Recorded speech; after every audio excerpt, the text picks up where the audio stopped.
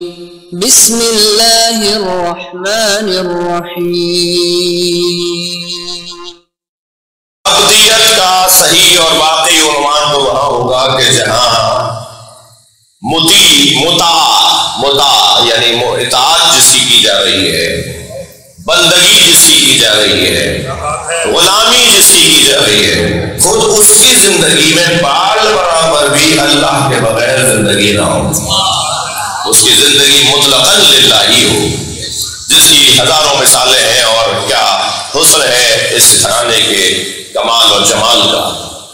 اہل بیت کے دیوانے عقل کے تمام ہونے کے بعد دیوانے ہوئے ہیں۔ اہل بیت کے جو دیوانے ہیں وہ عقل کی تمامیت کے بعد دیوانگی لائے ہیں۔ عقل جب کمال پر پہنچتی ہے تو علی ملتا ہے، عقل جب حسن پاتی ہے تو پھر اہل بیت کی معرفت ہوتی ہے۔ تو یہاں وہ کون لوگ ہیں، وہ کون سا گھر ہے جس میں صبح شام اللہ کی تسبیح ہوتی ہے اور ہمیشہ اللہ کا نام لیا جاتا ہے؟ وہ واحد گھر ان کا ہی ہے جن کے دروازے پر ہم بیٹھے ہیں۔ ارشاد ہو رہا ہے فی بیوت نذر اللہ ان ترفع ویذکر فیہا اسمہ ویسبح لہ فیہا بالغدو والآصال۔ ان گھروں کو تعمیر بھی کرو، ان گھروں کی تعظیم بھی کرو جن گھروں میں صبح شام اس کی تسبیح اور ہمیشہ اس کا ذکر ہوتا ہے۔ یہ آیت نازل ہوئی، جو ہی آیت نازل ہوئی تو صحابہ کرام کے سامنے سرکار نے تلاوت فرما دی۔ جب سرکار نے تلاوت فرمائی تو صحابہ کرام نے نبی مکرم سے سوال کیا، یا رسول اللہ، یہ گھر جن کا حکم اللہ کی طرف سے آیا ہے کہ ان کی تعمیر و تعظیم کرو، یہ گھر کن کے ہیں؟ کون سے گھر ہیں؟ بھائی مثال بھی تو چاہیے، جی مصداق بھی تو چاہیے، شاہد مثال بھی تو چاہیے۔ سرکار نے فرمایا بیوت الانبیاء، یہ انبیاء کے گھر ہیں۔ یعنی سرکار نے گویا بتا دیا، انبیاء یعنی معصوم، سرکار نے بتا دیا کہ معصوم کی زندگی میں کیونکہ مسلسل ذکر الہی ہے، معصوم کی زندگی میں کیونکہ مسلسل اللہ کی تسبیح ہے، تو یہ انبیاء کے گھر مراد ہیں۔ انبیاء کے گھروں کو نہ گراؤ بلکہ تعمیر کرو، انبیاء کے گھروں کی تعظیم کرو۔ جی جب سرکار نے فرما دیا بات مکمل ہو گئی تو یہاں تفسیر بھی مکمل ہو گئی، لیکن برابر سے حضرت ابوبکر کی آواز آئی، یا رسول اللہ ھذا المکان میں نہ، علی و بطول کا گھر ان میں سے ہے۔ بھائی یہ سوال کرنا بتا رہا ہے کہ حضرت کے ذہن میں تھا کہ ان میں سے ہے۔ سوال تو اٹھتا ہی جب ہے کہ جب اس کی طرف رغبت پائی جاتی ہو، سوال اٹھایا ہی جب جاتا ہے جب اس سوال سے متعلق رغبت پائی جاتی ہو۔ فرمانے لگے یہ ھذا المکان، یہ علی و بطول کا گھر ان میں سے ہے۔ اب ہم سے کیوں بحث کرتے ہو کہ تم انبیاء سے افضل مانتے ہو؟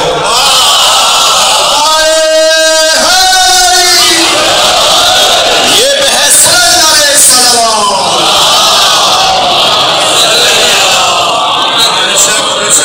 ہم سے یہ کس بات پر الجھنا کہ یہ لوگ جو ہیں وہ انبیاء سے افضل مانتے ہیں؟ مجھے الحمدللہ یہ اعزاز حاصل ہے کہ پنجاب علماء بورڈ نے ہمارے اس موقف کو جو آپ سے 8 سال پہلے ہم نے پیش کیا تھا، اسے باقاعدہ گفتگو اور موضوع بنا کر بحث کی، اور ہمارے بارے میں لکھنے جا رہے تھے کہ یہ مثلا اسلام سے خارج ہو گیا، اس کا عقیدہ یہ ہے کہ علی انبیاء سے افضل ہے۔ تو الحمدللہ ہمارے یہی کلپ جو گفتگو اس وقت کر رہا ہوں اس سے متعلق کوئی بات نہیں۔ الحمدللہ ہمارے بزرگ عالم دین جناب مولانا محمد حسین اکبر صاحب، ڈاکٹر علامہ محمد حسین اکبر علماء بورڈ کے ممبر تھے، انہوں نے کہا صرف یہ شہنشاہ حسین نقوی کا عقیدہ نہیں ہے، ہم سارے شیعوں کا یہی عقیدہ ہے۔ سلمان پڑھے ذرا محمد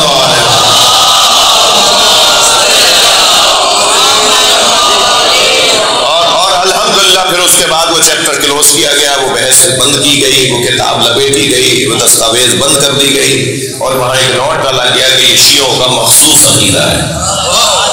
نبی مکرم کے بعد، سرکار دو جہاں کے بعد، خاتم الانبیاء کے علاوہ مولا علی تمام انبیاء سے افضل ہے، اس پہ دلیل دینے جا رہا ہوں۔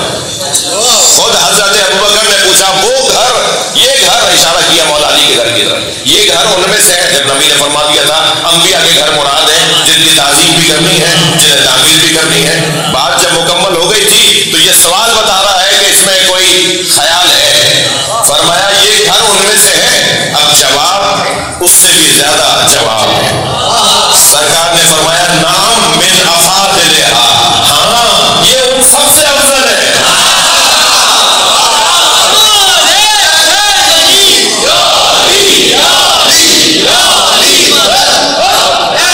صلوات پڑھے محمد و آلہ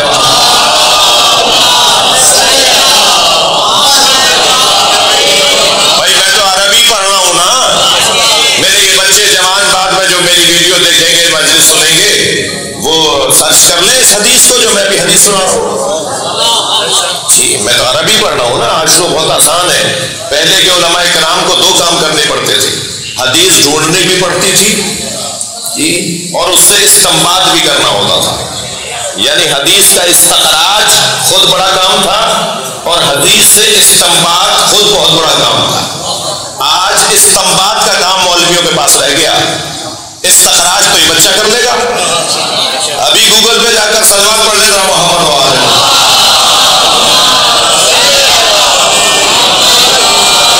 ابھی یہی حدیث ابھی بیٹھے بیٹھے یہ سب کے ہاتھ میں موبائل ہے، ابھی اس اتنے سے جملے کو لکھ دیں، پوری حدیث بھی لکھنے کی ضرورت نہیں ہے، صرف اتنا لکھ دیں نام من افاضلھا، بس اتنا لکھ دیں، نام من افاضلھا، بس اتنا لکھ دیں اور آپ سرچنگ پہ ڈال دیں، ایک لمبی لسٹ نکلے گی کہ کہاں کہاں یہ حدیث موجود ہے، اور پوری نکل آئے گی حدیث، اور تفصیل سے اور روایت کے راویوں کے ساتھ آ جائے گی کہ کس کس راوی نے اس روایت کو روایت کیا ہے، اس روایت کو نقل کیا ہے۔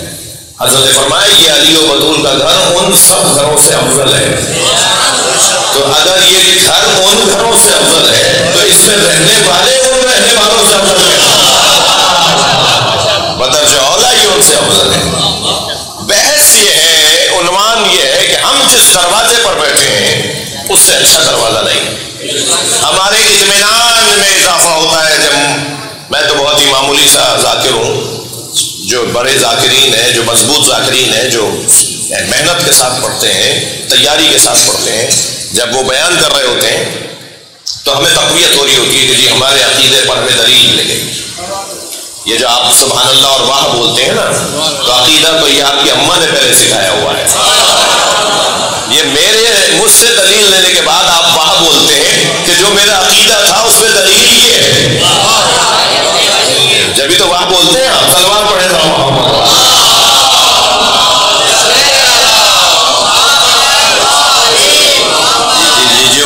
جو ماں نے لوریاں دیتے ہوئے، جھولا جھلاتے ہوئے، وہ کندھے لگاتے ہوئے، وہ گودی میں لٹاتے ہوئے جو ہمیں بچپن میں سکھایا، وہی مسلسل آگے بڑھتا جا رہا ہے۔ الف بے تو وہی ہے، الف بے نہیں بدلی پی ایچ ڈی کی کلاس میں، ڈاکٹریٹ کرنے گئے تھے، الف بے نہیں بدلی، وہی الف بے جو ابا نے سکھائی تھی، اماں نے سکھائی۔ تو وہ جو ابتدائی تعلیم ہے، وہ جو پہلا معلم ہے، وہ جو پہلا مربی ہے، اسے بھول کیسے سکتے ہیں؟ اس کا بڑا احسان ہے۔ میرے بھائیوں کو بھی میں گویا یہ ضمن عرض کر رہا ہوں کہ ماں کا وجود سب کچھ وہ دے دیتی ہے اپنی اولاد کو، اور جب اس کے لینے کے وقت آتا ہے تو وہ چلی جاتی ہے، جب اس کے آرام کا وقت آتا ہے، جب اس کی آسائش کا وقت آتا ہے، جب اس کی راحتوں کا وقت آتا ہے، پھر وہ چلی جاتی ہے۔ جب بچے قابل ہو جاتے ہیں، جب بچوں کے پاس وسائل بڑھ جاتے ہیں، تو پھر وہ جانے کی بات کرتی ہے کہ ہمیں واپس جا رہے ہیں، سب کچھ دے کر چلی جاتی ہے اور کبھی کوئی توقع بھی نہیں رکھتی، یعنی بچوں سے کوئی توقع نہیں ہوتی ماں کو۔ کبھی اگر لاڈ میں کہہ بھی دے، کبھی اگر پیار سے کہہ بھی دے کہ مجھے یہ لا دو، یہ نہیں لے کر آئے، تو ایسا نہیں ہے کہ نہ لانے پہ ناراض ہو جائے گی، نہ لانے پہ ناراض نہیں ہوگی۔ اللہ نے ماں باپ کو ایک انفرادی جذبے کے ساتھ خلق کیا ہے، یعنی جو جذبہ ماں باپ کا ہے وہ کسی کا نہیں، اور ماں باپ میں بھی جو ماں کا جذبہ ہے، باپ پھر خفا ہو جاتا ہے مگر ماں اور ناراض یہ دونوں جملے ملتے نہیں ہیں، ماں ناراض ہو جائے یہ نہیں ہوتا، اور ایسا ایسا بھی نہیں ہے کہ کماؤ کود کا زیادہ خیال کرتی ہو جی، جو کما نہیں رہا اس سے خفا رہتی ہو، بلکہ برعکس ہے، جو کما نہیں رہا اس کا زیادہ خیال کرتی جی، جو کما رہا ہے ظاہر ہے وہ تو خوب آرام سے رہ رہا ہے، پریشانی تو مجھے اس کی لگی ہوئی ہے جی۔ یہ جو کما نہیں رہا، جس کو نوکری نہیں ملی، جس کا تنخواہ نہیں مل رہی، جس کی نوکری نہیں ہو رہی، جس کا کاروبار نہیں چل رہا، مجھے تو اس کی پریشانی لگی ہوئی ہے، وہ تو خوشحال ہے، وہ تو بہت اچھے ہیں، اس بچے کا زیادہ خیال ہے۔ عجیب جذبہ ہے۔ اگر ابا ناراض ہو کے ڈانٹ ڈپٹ کر کے اپنے آپ سے دور بھی کر دیں نا، تو یہ ابا کے پیچھے جا کے کھڑے ہو کے تاکہ وہ دیکھیں نہیں، اشارے کرتی ہے کہ گھبراؤ نہیں، میں ہوں،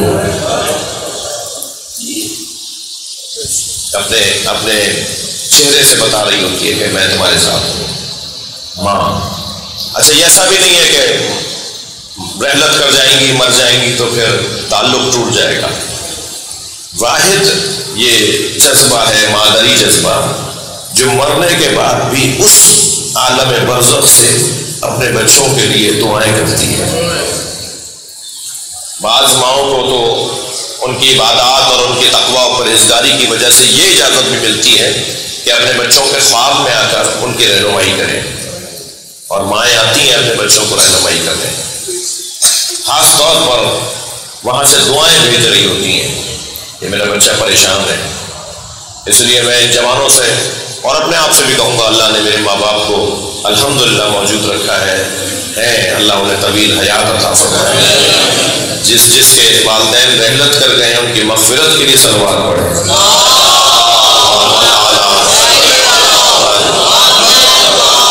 اور جن کے والدین زندہ ہیں ان کی صحت و سلامتی کے لیے بلند تر صلوات پڑھیں۔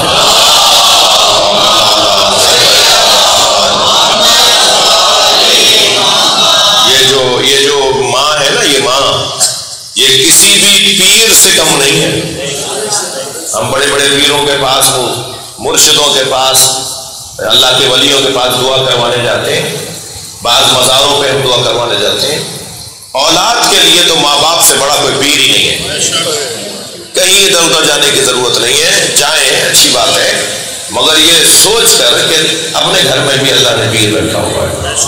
یہ میرے اپنے الفاظ، اس ماں کے پاس جا کے بیٹھ جاؤ اور اس کے پیر دبا دو، یہ بھی نہیں چاہتی، مگر ذرا ادب کا اظہار کرو، اس کے لیے پانی کا گلاس، شربت، کوئی ادب احترام کا اظہار کرتے ہوئے اماں پریشان ہو دعا کر لو، پھر آپ دیکھیے گا آنکھوں میں آنسو بھر کے دعا کریں گی، فوراً مصلی بچھا دیں گی، فوراً علم پہ چلی جائیں گی، فوراً جا کے مولا عباس کا واسطہ اللہ کو دیں گی۔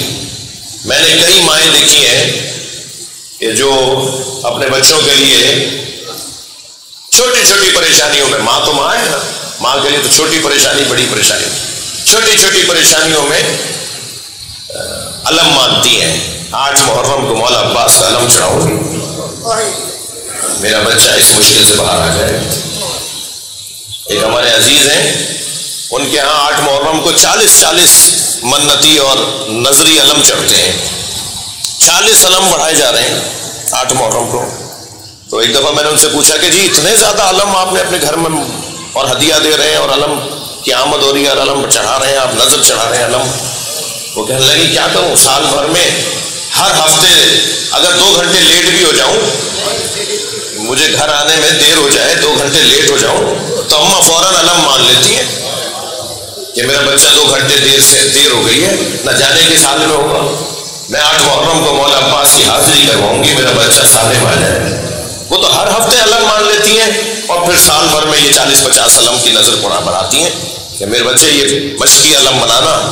میں دیکھیں اپنی ثقافت میں مجلس پڑھ رہا ہوں، میں پاکستان میں مجلس پڑھ رہا ہوں، میں پاکستان میں پیدا ہو کے مدرسے میں گیا ہوں، تو مجھے اپنی ثقافت کے تحفظ بھی کرنا ہے، جو ہمارے بڑوں نے ہمیں روایات دی ہیں۔ صلوات پڑھیں ذرا محمد وعلیہ۔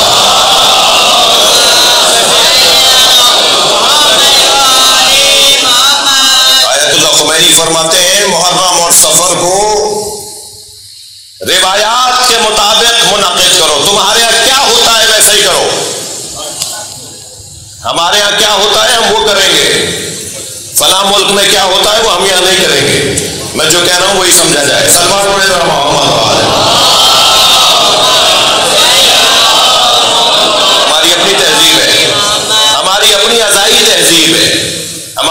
اپنی عزاداری کی تہذیب ہے، اس کو بھی محفوظ رکھنا ہے، جس کی وجہ سے بڑی تبلیغ بنتی ہے، بڑا منظر بنتا ہے، اور پھر اہل معرفت اہل بیت کی طرف راغب ہوتے ہیں۔ بہت دیر ہو گئی مگر مجھے نتیجہ دینے دیجیے۔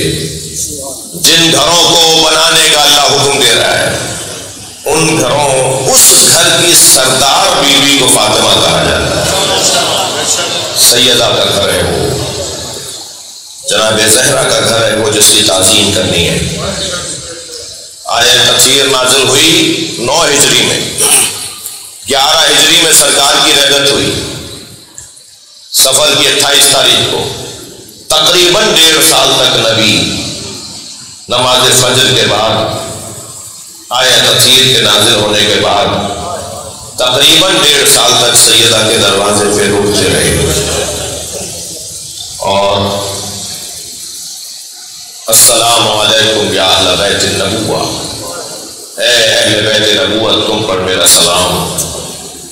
وہ سلام کا جملہ کہتے رہے، 1-2 دفعہ کا کہہ دیا جاتا کہ اس نے دیکھا تھا میں نے نہیں دیکھا، لیکن نبی نے کثرت کے ساتھ یہ عمل انجام دیا تاکہ سب دیکھ لیں کہ میں فاطمہ کے دروازے کا احترام کرتا ہوں، میں فاطمہ کے دروازے کی تعظیم کرتا ہوں۔